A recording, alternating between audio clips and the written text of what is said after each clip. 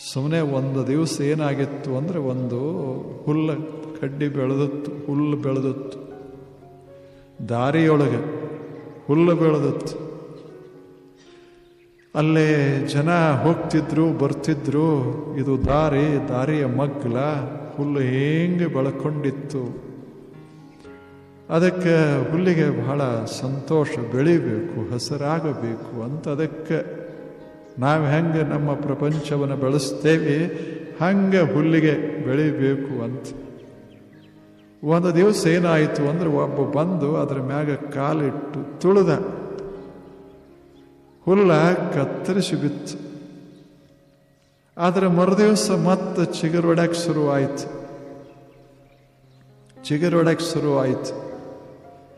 ಆ ಬಳಿಕ ಇನ್ನೊಂದು ದಿವಸ ಮತ್ತೊಬ್ಬ ಬಂದ, ಅದನ್ನು ತುಳಿದ, ಹಾಳು ಮಾಡಿದ, ಹೋದ, ಮತ್ತು ನಾಶ ಆಯಿತು.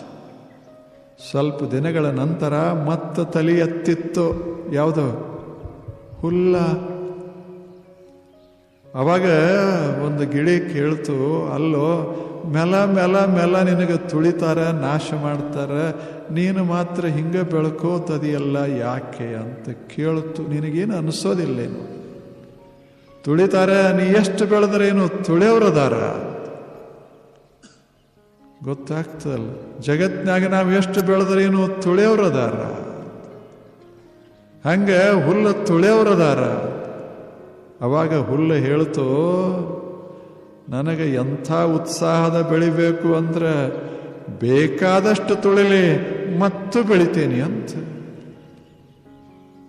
1000 ಜನ ತುಳಿದ್ರೆ ಏನಾಯ್ತು, ತುಳಿದವರು ಹೋಗ್ತಾರೆ, ನಾನು ಬೆಳೆದು ನಿಲ್ತೇನೆ ಒಂದು ದಿವಸ.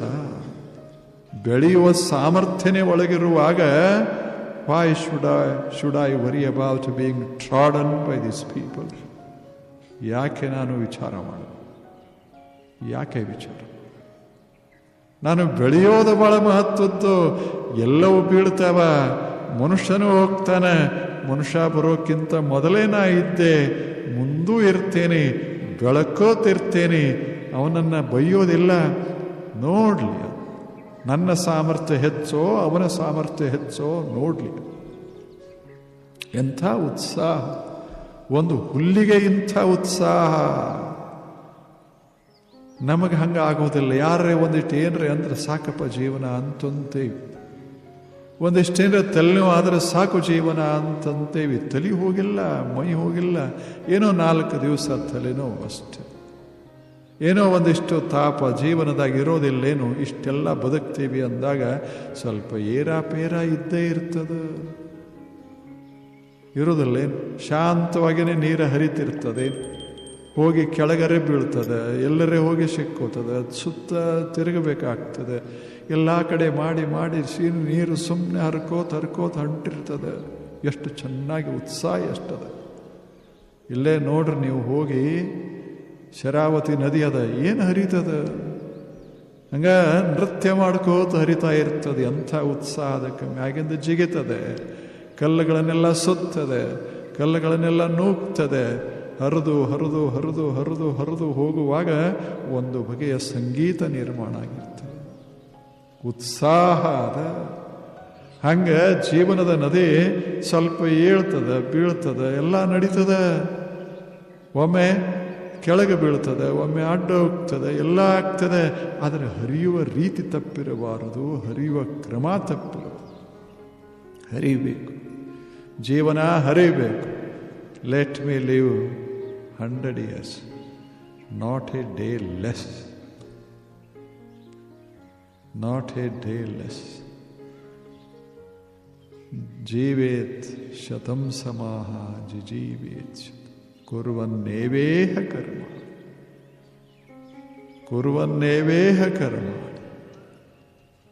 ಶತಂ ಸಮಾಹ ಜೀವೇತ್. ನಾನು ಬದುಕಬೇಕು, 100 ವರ್ಷ ಬದುಕಬೇಕು, ಒಂದು ದಿವಸರೇ ಯಾಕೆ ಕಡಿಮೆ ಅಂತ. ಹಂಗೆ ಉತ್ಸಾಹ ಇತ್ತು ಅಂದರೆ ಬದುಕಿನಲ್ಲಿ ಧರ್ಮ ಅಭಿವ್ಯಕ್ತ ಆಯಿತು ಅಂತ ಅದರ ಅರ್ಥ. ಧರ್ಮ ಅಂದರೆ ಏನರೇ ಅಲ್ಲ. ಧರ್ಮ ಅಂದರೆ ಬದುಕಿನ ಉತ್ಸಾಹ. ಬದುಕಿನ ಉತ್ಸಾಹ ಕಾಲಿಲ್ಲ ಆದರೆ ಏನಾಯಿತು, ಒಂದು ಕೈ ಇಲ್ಲಾದರೆ ಏನಾಯಿತು. ಬದುಕೋದು ಬಹಳ ಮಹತ್ವದ್ದು. ಚೆನ್ನಾಗೇ ಬದುಕೋದು, ಹೆಂಗರೇ ಬದುಕೋದಲ್ಲ. ಅವರಿಗೆ ತಾಪು ಕೊಟ್ಟು ಇವರಿಗೆ ತಾಪು ಕೊಟ್ಟು ಬದುಕೋದಲ್ಲ. ಹೆಂಗೆ ಬದುಕಿರಬೇಕು, ನಮ್ಮ ಬದುಕು ನಮಗೆ ಸಂತೋಷ ಕೊಟ್ಟಿರಬೇಕು. ಹಂಗೆ ಹುಲ್ಲ ಹೇಳ್ತದೆ, ಅವ ತುಳಿಲಿ, ಆದರೆ ಅವನಿಗೆ ನಾನು ಹೆಂಗೆ ಮಾಡ್ತೀನಿ ಅಂದರೆ ಹಿಂಗೆ ಬೆಳಿತೇನಲ್ಲ, ಅವ ತುಳಿದ್ರೆ ಅವನಿಗೆ ಸಂತೋಷ ಆಗಬೇಕು, ಹಂಗೆ ಬೆಳಿತೇನೆ. ಅದು ಮುಳ್ಳಾಗಿ ಬೆಳೆಯೋದಿಲ್ಲ, ಹುಲ್ಲಾಗಿ ಬೆಳಿತೀನಿ, ಹುಲ್ಲಾಗಿ ಬೆಳಿತೀನಿ. ನನ್ನನ್ನವ ಪ್ರೀತಿಸಬೇಕು. ಮುಂದೆ ಒಂದು ದಿವಸ ತುಳಿಯೋದಲ್ಲ, ತನ್ನ ಮನೆಯ ಸುತ್ತಮುತ್ತ ನಾನು ಓದು ಹಚ್ಚಿರಬೇಕು, ಹಂಗೆ ಬೆಳಿತೇನೆ ಅಷ್ಟೆ. ಈಗ ಹಚ್ಚೋದೆಲ್ಲನೇ ಎಲ್ಲ ಕಡೆ ನೀವು ಹೋಗ್ರಿ, ಬಜಾರ್ ಇದ್ರಾಗ ಶಹರದಾಗ ಮನ್ಯಾಗ ಹಚ್ಚಿರ್ತಾರೆ. ಮನೆ ಸುತ್ತಗಟ್ಟೆ ಹುಲ್ಲು ಹಾಕಿರೋದು. ಹುಲ್ಲ ಎಲ್ಲಿ ಬೇಕಾದಲ್ಲಿ ಹೋಗಿಬಿಟ್ಟದ. ಯಾಕೆ? ಬೆಳೆಯುವ ಉತ್ಸಾಹ ಭಾಳ ಅದಕ್ಕೆ.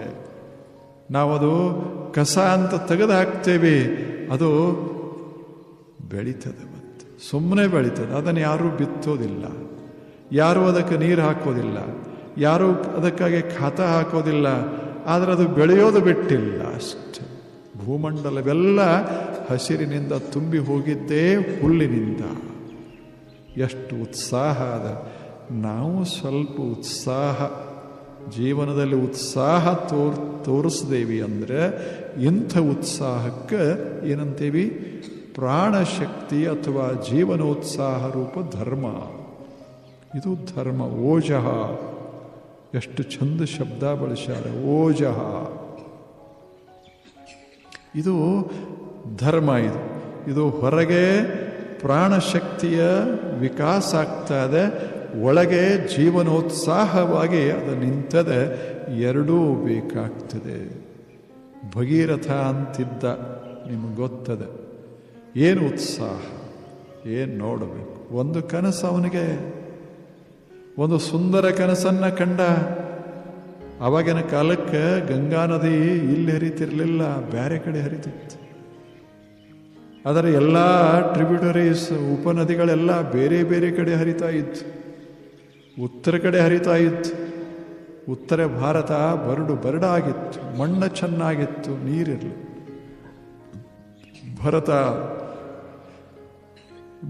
ಭಗೀರಥ ಬಂದ. ಏನಾತನ ಮನಸ್ಸಿನಲ್ಲಿ ಸಾಮರ್ಥ್ಯ, ಏನು ಉತ್ಸಾಹ. ಅವ ಇಂಥ ಕನಸನ್ನು ಕಂಡ. ಇಡೀ ಉತ್ತರ ಭಾರತವನ್ನು ಶ್ರೀಮಂತ ಮಾಡಬೇಕು. ಎಂಥ ಕನಸಾಯಿತು. ಬೇಕು ಜೀವನೋತ್ಸಾಹ ಬೇಕು. ಏನರೇ ಮಾಡಬೇಕು, ಜೀವನದಲ್ಲಿ ಒಳ್ಳೆಯದನ್ನು ಮಾಡಬೇಕೆನ್ನುವ ಉತ್ಸಾಹ ಬೇಕಾಗ್ತದೆ. ಮಾಡಿಬಿಡೋಣ. ಭಗೀರಥ ಕನಸ ಕಂಡ. ಹಿಮದ ಬೆಟ್ಟಗಳ ಮಧ್ಯದಲ್ಲಿ ಏನು ಹರಿತಾವ ನದಿಗಳು, ಆ ನದಿಗಳನ್ನೆಲ್ಲ ಕೂಡಿಸಿ ಉತ್ತರ ಪ್ರದೇಶದಾಗ ಹರಿಸಬೇಕು ಅಂತ ವಿಚಾರ ಮಾಡಿದ. ಬಹಳ ದೊಡ್ಡ ಕೆಲಸ ಮಾಡಿದ. ಯಾಕೆ? ಹಿಮಾಲಯದ ಬೆಟ್ಟಗಳು ನಿಮಗೆ ಗೊತ್ತಿರಬೇಕು, ಎರಡು ಶಾಖೆಗಳಾಗಿ ಎರಡು ಗುಂಪುಗಳಲ್ಲಿ ಹರಡಿಕೊಂಡು ಸಾವಿರ ಕಿಲೋಮೀಟರ್ ಅದೆಲ್ಲ ಹರಡಿಕೊಂಡದೆ. ಅಂಥದರಲ್ಲಿ ನಮ್ಮ ಕಡೆ ಭಾಗ ಏನದ ಸ್ವಲ್ಪ ಎತ್ತರ, ಆ ಕಡೆ ಭಾಗ ಉತ್ತರ ಕಡೆ ಭಾಗ ಸ್ವಲ್ಪ ಕೆಳಗೆ. ಆದ್ದರಿಂದ ನದಿಗಳೆಲ್ಲ ಆ ಕಡೆ ಹೋಗ್ತವೆ. ಬ್ರಹ್ಮಪುತ್ರ ಹಿಂಗೆ ಹಾಯ್ದರು. ಆತ ವಿಚಾರ ಮಾಡಿದ, ಅದಕ್ಕೆ ಇದೇನದ ಗಂಗಾ ನದಿ, ಇದನ್ನು ತಿರುಗಿಸಿ ಬಿಡಬೇಕು ಅಂತ. ನದಿಯನ್ನೇ ತಿರುಗಿಸಿ ಬಿಡಬೇಕು ಅಂತ ಸಾವಿರಾರು ವರ್ಷದ ಹಿಂದೆ ಕನಸು ಕಾಣಬೇಕಾದ್ರೆ ಎಂಥ ಉತ್ಸಾಹ ಇರಬೇಕು ಆ ಮನುಷ್ಯಾಗ, ಎಂಥ ಕಲ್ಪನೆಗಳು, ಎಂಥ ಸುಂದರ ಕನಸ ಇರಬೇಕು. ಕನಸಾಗಬೇಕು ಮನುಷ್ಯಾಗ, ಒಂದು ಚಂದ ಕನಸಾಗಬೇಕು. ನಾಶ ಮಾಡೋ ಕನಸಲ್ಲ. ನಮಗೂ ಕನಸು ಬೇಕಾದಷ್ಟು ಬಿದ್ದಿರ್ತಾವೆ. ಅವ್ರ ಮನೆ ಬಿದ್ದು ನಮ್ಮ ಮನೆ ಎದ್ದಂಗೆ ಕನಸು ಬೀಳ್ತಾವೆ, ಬೀಳೋದಲ್ಲೇ. ಅವ್ರ ಮಕ್ಕಳೆಲ್ಲ ಹೋಗಿ ನಮ್ಮ ಮಕ್ಕಳಷ್ಟೇ ಮೇಲೆ ಇರ್ದಂಗೆ ಕನಸ ಬೀಳ್ತಾವೆ. ಎಲ್ಲರೂ ರಾಜರು ಮಹಾರಾಜರೆಲ್ಲ ಹೋಗಿ ನಾವೇ ಮೇಲೆ ಕುಂತಂಗೆ ಕನಸು ಬೀಳ್ತಾವೆ. ಇಲೆಕ್ಷನ್ ಇಲ್ಲದಿದ್ದರೆ ಏನಾಯಿತು, ನಿಂತಂಗೆ ಆರಿಸಿ ಬಂದಂಗೆ ಪ್ರೈಮ್ ಮಿನಿಸ್ಟರ್ ಆದಂಗೆ ನಮ್ಮ ಕನಸ ಬೀಳ್ತವೆ. ಏನಿಲ್ಲೊಬ್ಬ ಮನುಷ್ಯ ಭಗೀರಥ ಏನು ಸುಂದರ ಕನಸ ಕಂಡ. ಭಾರತವನ್ನು ಶ್ರೀಮಂತ ಮಾಡಬೇಕು. ತನ್ನ ದೇಶ ಅಂತಲ್ಲ, ಭಾರತವನ್ನು ಶ್ರೀಮಂತ ಮಾಡಬೇಕು. ಎಷ್ಟು ಚಲೋ ಕನಸಾಕಂಡು ಶಾಶ್ವತವಾಗಿ ಶ್ರೀಮಂತ ಮಾಡಬೇಕು. ಬರೇ 4 ದಿನ ಅಲ್ಲ, ಶಾಶ್ವತವಾಗಿ ಮಾಡಬೇಕು. ಆದ್ದರಿಂದ ಗಂಗೆಯನ್ನು ಇಳಿಸಬೇಕು ಅಂದ. ಎಲ್ಲಿಂದ? ಹಿಮದ ಬೆಟ್ಟಗಳ ತುಟ್ಟ ತುದಿಯಿಂದ ಗಂಗೆಯನ್ನು ಇಳಿಸಬೇಕು. ಅದಕ್ಕಾಗಿ ಹೊರಟ ಆತನ ಸಹಕಾರಿಗಳು ಎಲ್ಲರೂ ಹೋದರು. ಹೋಗಿ ಬೆಟ್ಟವನ್ನೇ ಕಡಿದರು. ಸಾವಿರ ಜನ ಆ ನೀರಿಲ್ಲದಕ್ಕಾಗಿ ಉತ್ತರ ಪ್ರದೇಶದೊಳಗೆಲ್ಲ ಸಾಯ್ತಿದ್ರು. 60,000 ಜನ ಇವರ ಸಂಬಂಧಿಕರೇ ಸತ್ತಿದ್ರು. ಆದ್ದರಿಂದ ಭಗೀರಥ ಈ ನಿರ್ಣಯ ಮಾಡಿದ, ತರೋಣ, ಹೆಂಗಾಗೋದಿಲ್ಲ ನೋಡೋಣ, ತರೋಣ, ಸ್ವರ್ಗದಿಂದಲೇ ತಂದ ಅನ್ನುವಷ್ಟು ಆತನನ್ನು ವರ್ಣಿಸ್ತಾರೆ. ಹಂಗೆ ಭಗೀರಥ ಕೆಲಸ ಮಾಡಿದ. ಹಿಮದ ಬೆಟ್ಟಗಳನ್ನು ಕಡದ, ಗುಡ್ಡಗಳನ್ನು ಸರಿಸಿದ, ಗಂಗಾ ನದಿ ಕೆಳಗೆ ಹರಿವಂತೆ ಮಾಡಿದ, ದಕ್ಷಿಣಕ್ಕೆ ಹರಿವಂತೆ ಮಾಡಿದ. ಅದು ಹರಿದು ಹೀಗ ಉತ್ತರ ಪ್ರದೇಶವನ್ನೆಲ್ಲ ವ್ಯಾಪಿಸ್ತು. ಉತ್ತರ ಪ್ರದೇಶ ಸುಂದರ ಭಾರತವಾಗಿತ್ತು. ಸಸ್ಯಶ್ಯಾಮಲ, ಸುಜಲ ಸುಫಲ ಹಂಗಾಗಿತ್ತು ಭಾರತ. ಎಂಥ ಅದ್ಭುತ ನದಿ ಒಂದು ಹರಿದು ಬಂತು ಒಳಗೆ. ಇದೆಲ್ಲ ಭಗೀರಥನ ಸಾಹಸ. ಇದು ಮನುಷ್ಯ ಸಾಹಸಿಯಾಗಿರಬೇಕು. ಉತ್ಸಾಹ ಇಲ್ಲದಿದ್ದರೆ ಸಾಹಸ ಆಗೋದಿಲ್ಲ. ಏನರೇ ಮಾಡಬೇಕನ್ನೋ ಮನಸ್ಸಿತ್ತು ಅಂದರೆ ಉತ್ಸಾಹ ಬೇಕಾಗ್ತದೆ. ಜೀವನದಾಗ ಬದುಕಬೇಕು, ಒಂದು ಸುಂದರ ಕೆಲಸ ಮಾಡಬೇಕು. ಜಗತ್ತಿನಲ್ಲಿ ಜಗತ್ತನ್ನು ಶ್ರೀಮಂತ ಮಾಡಬೇಕು, ಜಗತ್ತನ್ನು ಸುಖಿ ಮಾಡಬೇಕು, ಜಗತ್ತನ್ನು ಸಮೃದ್ಧಗೊಳಿಸಬೇಕು ಅಂತನ್ನುವ ಕನಸು ಬೇಕಾಗ್ತದೆ. Dream we should have of making the world prosperous, more rich, beautiful ಮಾಡಬೇಕು. ಚಂದ ಮಾಡಬೇಕು ಜಗತ್ತನ್ನು. ಈ ಕನಸದಲ್ಲ, ಆ ರೀತಿ ಉತ್ಸಾಹದಲ್ಲ ಜೀವನದಾಗ. ಇಂಥ ಉತ್ಸಾಹಕ್ಕೆ ಓಜಸ್ಸು. ಇದು ಓಜಸ್ಸು. ಇದು ಒಳಗೆ, ಹೊರಗೆ ಓಜಸ್ಸು, ಪ್ರಾಣಶಕ್ತಿ ಇದೆ. ಎಲಾನ್ ವೈಟಲ್, ವೈಶ್ವಿಕ ಪ್ರಾಣಶಕ್ತಿ ಅದ. ಜೀವ ಜಂತುಗಳನ್ನೇ ನಿರ್ಮಾಣ ಮಾಡುವಂಥ ಅದ್ಭುತ ಸಾಮರ್ಥ್ಯ. ಇವು ಎರಡೂ ಬೇಕು ಮನುಷ್ಯಾಗ. ಇದು ಧರ್ಮ. ಜೀವನದಲ್ಲಿ ಇದು ಧರ್ಮ. ಇಂಥ ಧರ್ಮ ಯಾರಿಗೆ ಬೇಡ ಹೇಳಿ? ಜೀವನೋತ್ಸಾಹ ಯಾರಿಗೆ ಬೇಡ? ಇದು ವೈಶ್ವಿಕ ಧರ್ಮ.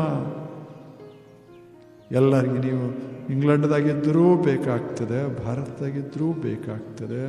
ಎಲ್ಲರಿಗೂ ಬೇಕು. ಜೀವನೋತ್ಸಾಹ ಇರಬೇಕದ.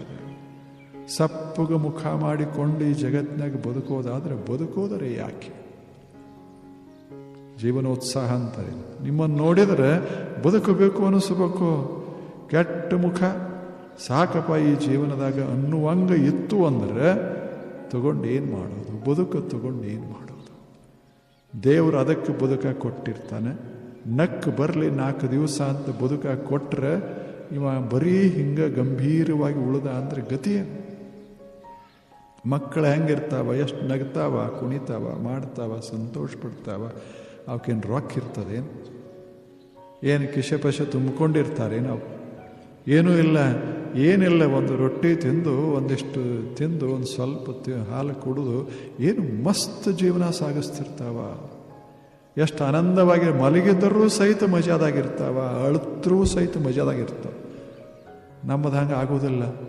ಇಂಥ ಸುಂದರವಾದ ಜಗತ್ತಿನಾಗ ಬಂದು ಇಷ್ಟೆಲ್ಲ ಸಂಪತ್ತು ಭರಿತ ನಾಡಿನೊಳಗೆ ಇದ್ದು ನಾವು ಹೆಂಗೆ ಬದುಕ್ತಾ ಇದ್ದೇವೆ ಅಂದ್ರೆ, ಆಸ್ಪತ್ರೆಯೊಳಗೆ ಒಂದು ಇಂಟೆನ್ಸಿವ್ ಕೇರ್ ಯೂನಿಟ್ ಅಂತ ಒಂದಿರ್ತದೆ.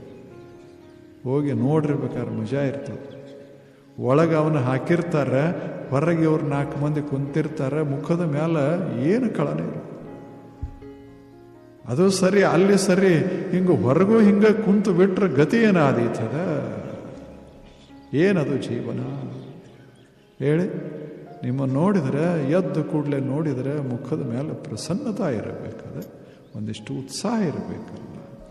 ಬದುಕಬೇಕು ಅಂತನ್ನುವ ಭಾವ ನೋಡೋರಿಗೆ ಬರಬೇಕಲ್ಲ, ಹಂಗೆ ಬದುಕಿರಬೇಕದ. ಎಷ್ಟದ ಕಪ್ಪು ಮುಖ ಇದ್ರೇನು, ಕೆಂಪು ಮುಖ ಇದ್ರೇನು, ಸೌಂದರ್ಯ ತರೋದು ಬಣ್ಣಲ್ಲ, ಸೌಂದರ್ಯ ತರೋದು ಉತ್ಸಾಹ. ನಡೆದರೆ ಉತ್ಸಾಹ, ನುಡಿದ್ರೆ ಉತ್ಸಾಹ. ಉತ್ಸಾಹ ಅನ್ನೋದೇ ಧರ್ಮ ಇದೆ. ಎಂಥ ಸುಂದರ ಉತ್ಸಾಹವನ್ನು ಓಜಸ್ ಅಂತ ವರ್ಣಿಸಿದರು. ಇದು ಧರ್ಮದ ಮೊದಲಾಂಗ, ಇದು ಮೊದಲನೆಯ ಅಂಗ. ಇದು ಧರ್ಮದ್ದು. ಧರ್ಮ ಈ ರೂಪದಲ್ಲಿ ವ್ಯಕ್ತ ಆಗ್ತದೆ ಜಗತ್ತಿನೊಳಗ. ನೀವು ನೋಡಿರಬೇಕು ಅಥವಾ ಕೇಳಿದಿರಿ, ದೊಡ್ಡ ದೊಡ್ಡ ಸಂತರು ಮಹಂತರು ಎಂಥ ಉತ್ಸಾಹ ಬದುಕಿನೊಳಗ. ಸುಮ್ಮನೆ ಮಾಡು, ಮಸ್ತಾಗಿ ಮಾಡು, ಎಂಥ ಉತ್ಸಾಹ.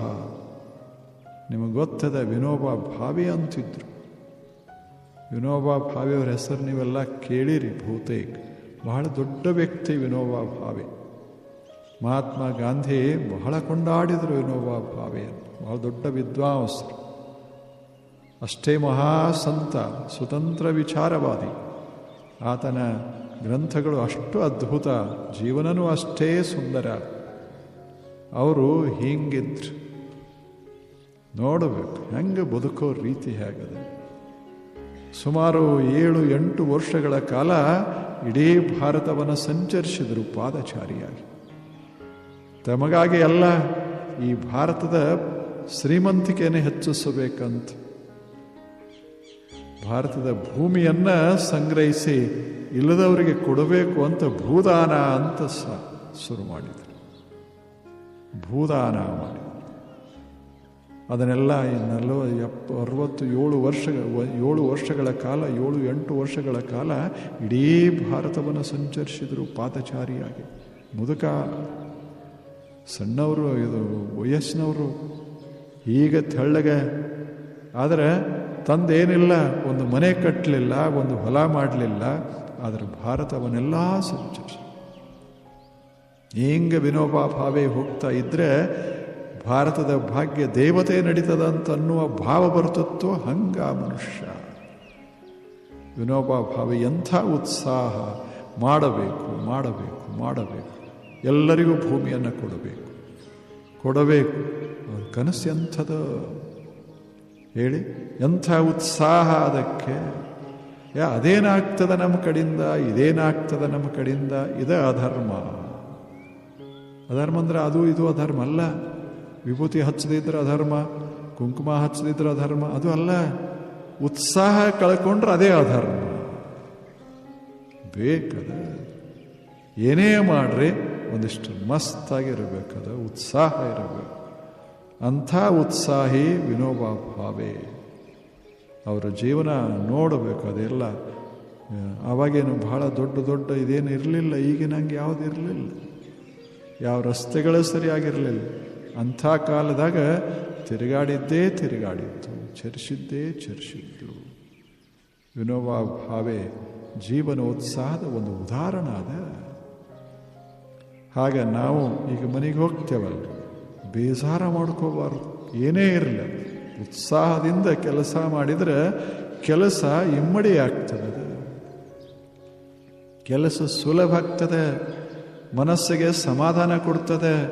ಮತ್ತು ಕೆಟ್ಟ ಮನಸ್ಸಿನಿಂದ ಬೇಜಾರು ಮಾಡಿಕೊಂಡು ಯಾಕರೆ ಬಂತು ಅಂತ ಹೊರಡ್ರೆ ಇದ್ದ ಸಣ್ಣ ಕೆಲಸ ಭಾರ ಆಗಕ್ಕೆ ಶುರುವಾಗ್ತದೆ. ಬ್ಯಾಡ ಅನ್ನಿಸ್ತು. ಒಬ್ಬ ತಾಯಿ ಹಗಲ ರಾತ್ರಿ ಕೆಲಸ ಮಾಡ್ತಾಳೆ. ಮಕ್ಕಳ ಸಲುವಾಗಿ ರಾತ್ರಿ ಎಲ್ಲ ಯಾತ್ರಿರ್ತಾಳೆ.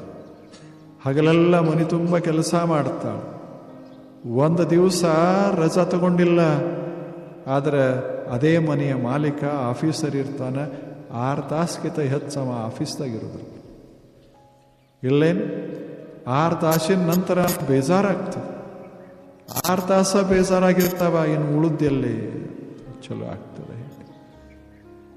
ಆ ಬಳಿಕ ಸೂಟಿಗಳು, ಶನಿವಾರ ಸೂಟಿ, ರವಿವಾರ ಸೂಟಿ, ಸೋಮವಾರ ಸೂಟಿ, ಮಂಗಳವಾರ ಸೂಟಿ, ಎಲ್ಲ ಸೂಟಿಗಳು. ಇಷ್ಟೆಲ್ಲ ಇದ್ದರೂ ಸಹಿತ ಒಮ್ಮೆ ಬೇಜಾರಾಗ್ತದೆ ಅವನಿಗೆ. ಸಣ್ಣ ಸಣ್ಣ ಕೆಲಸ ಮಾಡೋಕ್ಕೂ ಬೇಜಾರಾಗ್ತದೆ. ಮನ್ಯಾಗ ಹೆಣ್ಮಕ್ಳು ಇರ್ತಾರಲ್ಲ, 24 ತಾಸು ಕೆಲಸ ಮಾಡ್ತಾರೆ, 365 ದಿವಸ ಕೆಲಸ ಮಾಡ್ತಾರೆ. ಅಷ್ಟೇ ಅಲ್ಲ, ಇರೋ ತನಕನೂ ಕೆಲಸ ಮಾಡ್ತಾರೆ, ಬೇಜಾರಿರದೆ. ಯಾಕೆ? ಜೀವನೋತ್ಸಾಹ ಕಟ್ಟಬೇಕು ಒಂದು ಸಮಾಜ, ಒಂದು ಕುಟುಂಬವನ್ನು. ಅದೆಂಥ ಅದ್ಭುತ ಉತ್ಸಾಹ. ಅವರಿಗೆ ಬೇಜಾರಾಗೋದಿಲ್ಲ. ಹಿಂಗ್ಯಾಕೆ ಮಾಡ್ತಾರಂತಿಲ್ಲ, ಉತ್ಸಾಹ ಅಷ್ಟು. ಅಡುಗೆ ಮಾಡಿ ಮಕ್ಕಳಿಗೆ ನೀಡಿದ್ರೆ ಅಷ್ಟು ಆನಂದ ಆಗ್ತದೆ, ಪತಿಗೆ ನೀಡಿದ್ರೆ ಅಷ್ಟು ಆನಂದ ಆಗ್ತದೆ, ಬಂಧು ಬಾಂಧವ್ರನ್ನ ಕರೆದವ್ರಿಗೆ ಉಣಿಸಿದ್ರೆ ಅಷ್ಟು ಸಂತೋಷ ಆಗ್ತದೆ. ಅದೇನು ಉತ್ಸಾಹ ಅದಲ್ಲ, ಅದು ದಣಿವಾಗದಂತೆ ನೋಡಿಕೊಳ್ತದೆ. ಆದ್ದರಿಂದಲೇ ಹೆಣ್ಣು ಮಕ್ಕಳಿಗೆ ಅಷ್ಟು ಪ್ರಾಶಸ್ತ್ಯ ಕೊಟ್ಟರು.